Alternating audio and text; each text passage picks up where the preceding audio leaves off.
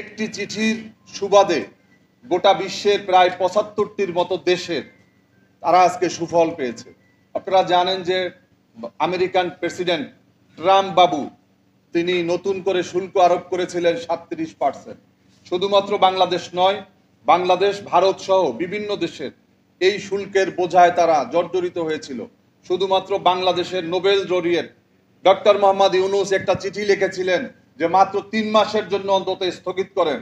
আমরা দেখেছি ডক্টর ইউনূসের এই চিঠির প্রেক্ষিতে গোটা ৭৫টির মতো দেশ আজকে এই সুফল পেয়েছে। এর জন্য আমি আমার বাংলাদেশ লেবার পার্টির পক্ষ থেকে আমি ডক্টর মোহাম্মদ ইউনূসকে ধন্যবাদ জানাই।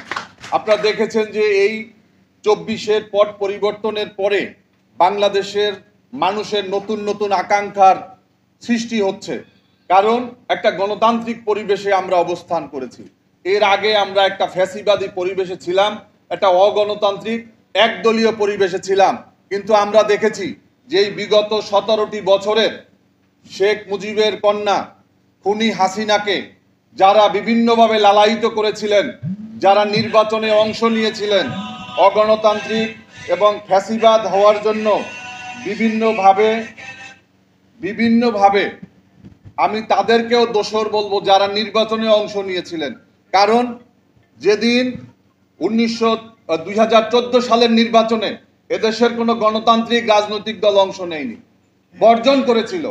২০২৪ সালে একটা পাতানো নির্বাচন ছিল, সেই নির্বাচনেও যারা অংশ নিয়েছে তারাও ফ্যাসিবাদের দোষর। যার কারণে এই ফ্যাসিবাদকে যারা উৎসাহিত করেছেন তাদের অনেকের কণ্ঠে এখন আমরা ফ্যাসিবাদের বিরুদ্ধে কথা শুনি। তারা নতুন নতুন আমাদেরকে গরু রচনা শিখান। আপনাদেরকে আমরা চিনি রাজনৈতিক মাঠে কারা কি অবদান রেখেছেন, আপনাদেরকেও বিচার জনগণ করবে। সংগ্রামী বন্ধুরা আমার, আজকে এই ৭৫ পরবর্তী যেই প্রেক্ষিত হয়েছিল তাই কিন্তু আজকে বাংলাদেশে হতে পারত, কিন্তু এদেশের ছাত্র জনতা তারা কোনো রক্তাক্ষয়ীর দিকে যায়নি, তারা একটা গণ অভ্যুত্থান সৃষ্টি করেছে।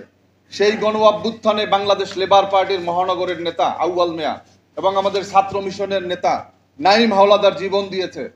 আমি নিজে ২ তারিখ ৩ তারিখ থেকে শুরু করে ৫ তারিখ পর্যন্ত আমাদের লেবার পার্টির ছাত্র মিশনের নেতা কর্মীদেরকে নিয়ে রাজপথে ছিলাম। আজকে যারা ক্ষমতার স্বাদ ভোগ করতেছেন, ডক্টর মোহাম্মদ ইউনূসের বিভিন্ন সহযোগিতায় যেই সমস্ত রাজনৈতিক দলগুলা ফুলে ফেপে বিভিন্নভাবে সুবিধা গ্রহণ করছেন, আমরা লেবার পার্টি কোনো সুবিধা নেইনি। আমরা চাই একটা গণতান্ত্রিক পরিবেশ। আমরা জানি আমরা ক্ষমতায় যাব না, কারণ বাংলাদেশের যে অবস্থা, আমি নিজে বিগত ২০১৮ সালের জাতীয় নির্বাচনে পিরোজপুর ২ আসনে ধানের শীষ মার্কায় নির্বাচন করেছি। আজকে এখানে অনেকে বক্তব্য দিলেন রাজনৈতিক দল নিবন্ধন নিয়ে। কি হবে নিবন্ধন দিয়ে?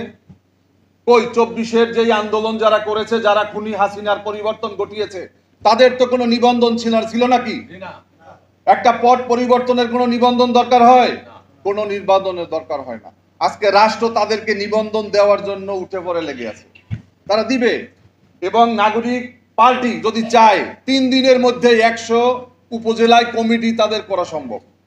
২১ কেন, তারা ৬০-৬৪ জেলায় তাদের করা সম্ভব। নিবন্ধন তো অটোমেটিক হচ্ছে। তো আজকে নিবন্ধন কোনো বিষয় নাই। যেদিন আমরা এই ১৫ বছর খুনি হাসিনার সেই দুঃশাসনে ফ্যাসিবাদে জর্জরিত ছিলাম, তখনও বাংলাদেশে ৫০টি রাজনৈতিক দল নিবন্ধিত ছিল। কি করেছিলেন তারা? তাদের কি ভূমিকা ছিল? আমরা তো দেখেছি বিএনপি জামাতের বিরুদ্ধে লক্ষ লক্ষ মামলায় কোটি কোটি মানুষকে আসামি করা হয়েছে। সেদিনও আমরা দেখেছি অনেক রাজনৈতিক দল, নিবন্ধিত দল, তারা খুনি হাসিনার সেই অগণতান্ত্রিক এবং সেই স্বৈরাচারী নির্বাচনের মধ্যে তারা ঢুকে গিয়েছিলেন। যার কারণে নিবন্ধন কোনো বড় বিষয় নয়। রাজনৈতিক দল নিবন্ধনের জন্য একটা ক্রাইটেরিয়া থাকতে হবে, তাদের একটা যোগ্যতা থাকতে হবে।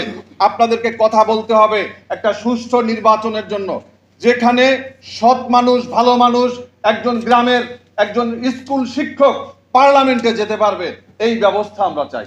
আমরা চাই যে কালো টাকার মালিকরা, কোটিপতিদের যেন ক্লাবে পরিণত না হয় জাতীয় সংসদ। আপনারা জানেন যে ২৬